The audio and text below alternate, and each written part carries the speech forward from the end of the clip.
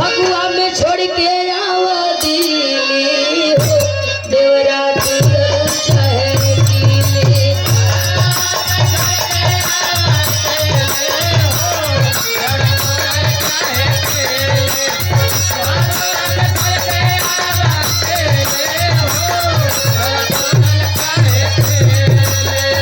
तुरल चाहे कीले देवरा तुरल चाहे कीले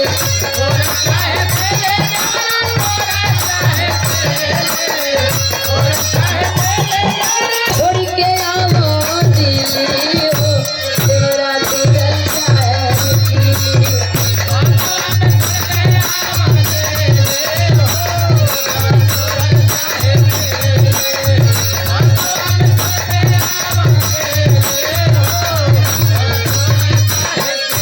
हवे मन बड़ खाली करे बरियाई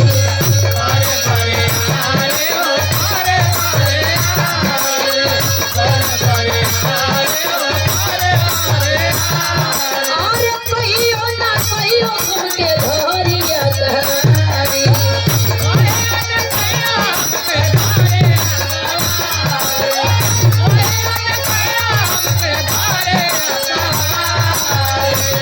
लगता कि अब नहीं ढीली हो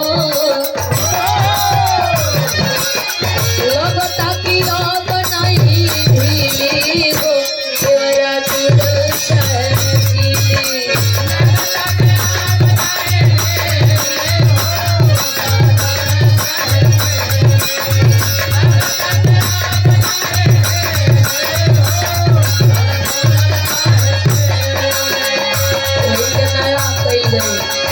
देवरा निहार